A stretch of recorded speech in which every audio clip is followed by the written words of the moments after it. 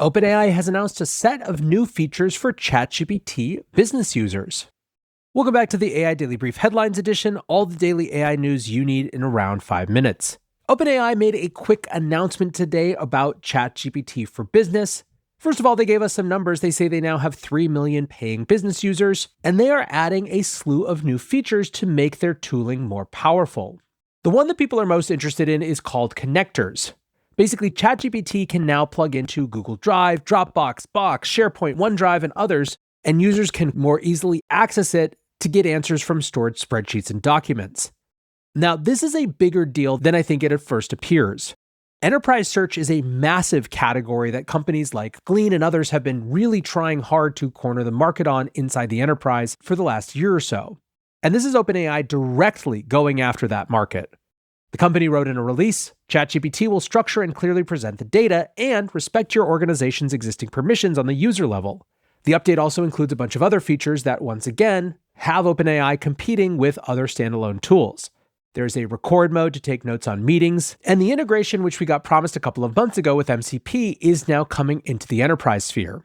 OpenAI writes, workspace admins can also now build custom deep research connectors using Model Context Protocol in beta. MCP lets you connect proprietary systems and other apps so your team can search, reason, and act on that knowledge alongside web results and pre-built connectors. This was just happening as I was recording the show, but like I said, I think it's maybe even a slightly bigger deal than it seems at first glance. Another little feature update, OpenAI is also rolling out basic memory features for free users. They wrote, we're starting to roll out a lightweight version of memory improvements to free users. In addition to existing saved memories, ChatGPT now references your recent conversations to provide more personalized responses. Now, we've talked about how ChatGPT memory isn't necessarily always a slam dunk. Sometimes people have a bunch of different use cases going on, and they leave memory off so that one chat doesn't influence the next chat. All in all, though, I think that those trade-offs are well worth it and that memory is a really powerful feature. Still, rolling out memory as widely as possible seems to fit with OpenAI's strategy of building a, quote, AI super assistant that deeply understands you and is your interface to the internet.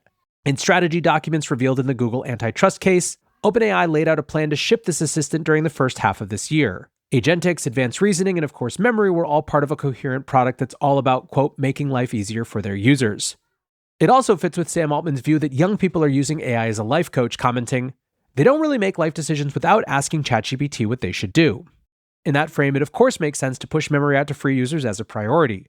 Basically, give as many people as possible the ability to experience what a personalized AI that remembers everything about you is like. One last OpenAI story. Even as it was happening a couple of years ago, you just knew that there was going to be a movie about the boardroom drama. Sure enough, a new film called Artificial will cover the tumultuous few weeks of 2023 when Sam Altman was fired and then rehired, leading to a near-complete turnover in OpenAI's leadership. Amazon MGM Studios has greenlit the production, which The Hollywood Reporter says is, quote, being put together at lightning speed.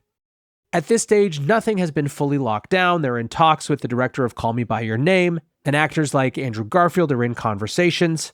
Sources say that Amazon is looking to shoot the film across San Francisco and Italy this summer, so we could be watching this thing before long. Lastly today, a fun, useful one for you all out there. Notebook LM users can now share their notebooks using a link. The latest feature for the Google product allows anyone on the internet to check out the research you've been collating with the AI tool. Viewers won't be able to edit what's in the notebooks, but they will be able to ask the AI questions about it and interact with generated content like audio overviews.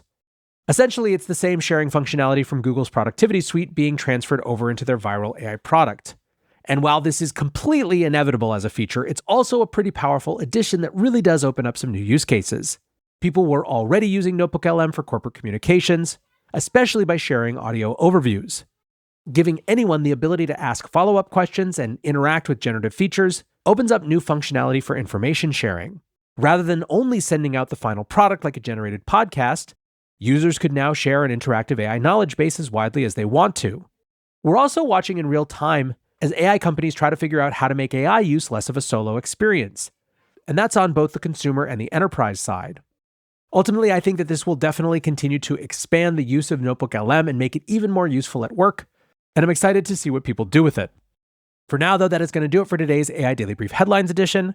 Next up, the main episode.